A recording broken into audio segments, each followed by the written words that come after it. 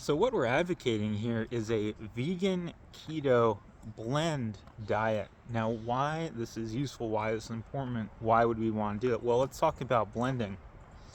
Blending breaks the food into small particles, emulsifies them, and combines them with water. This makes it a lot easier for the stomach to digest, a lot less effort, giving us more energy that then we can use to further catalyze our spiritual process.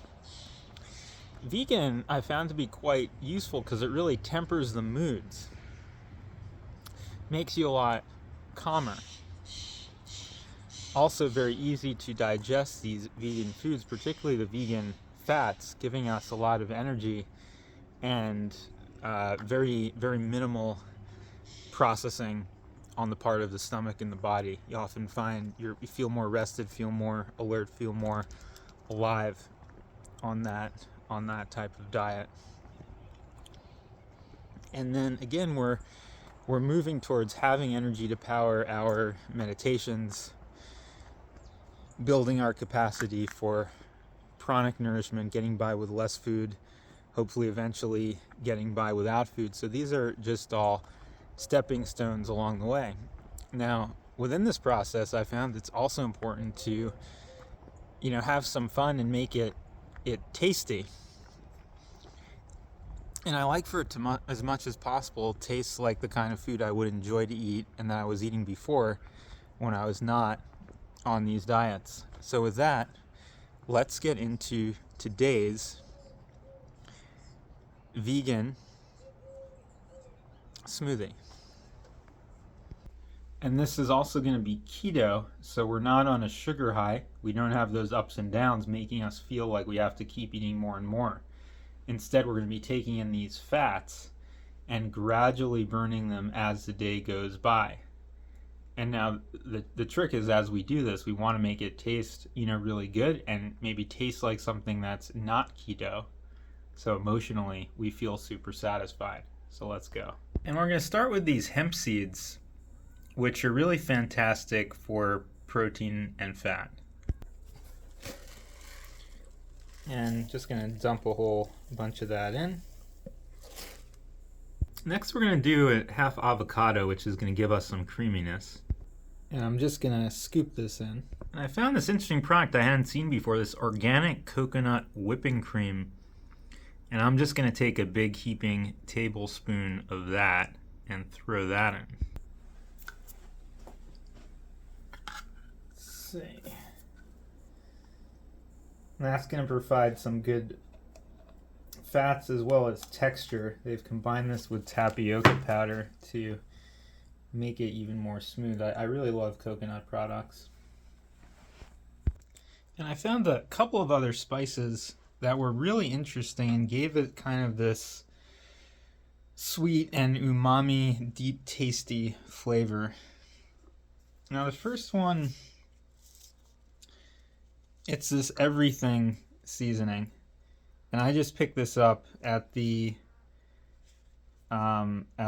supermarket. Everything seasoning. It's kind of like what you'd find on an everything bagel. So let's put that. I'm just going to open up that larger part of it so I can dump a whole bunch of this in, because this is really a flavor maker, and it has a whole bunch of things in it like poppy seeds, sesame seeds. Also, there's a stevia, so we're kind of combining that salty with the sweet, and that's going to make the flavors pop. So let's put that in. I'm just going to have to tap this a little bit to get it to flow in. I think that's a good amount. And then we will put in our water. I found that, sometimes because there are all those fats, sometimes you have to stir it around mid-blend. We want enough water for the blades to really be able to get around it. Perfect. Okay, so let's give this a blend. And again, we're using this super small portable Ninja blender, but it's surprisingly effective at blending these seeds.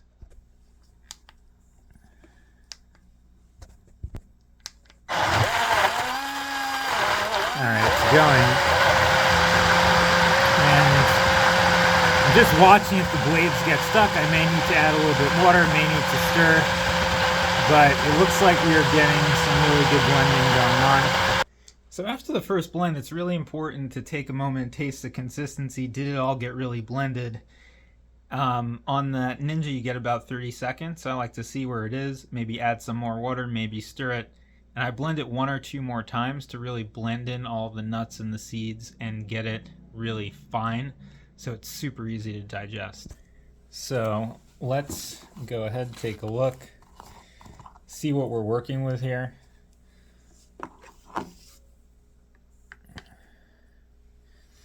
And it looks like there's still some inconsistency in the water and the rest, so I'm just going to taste it.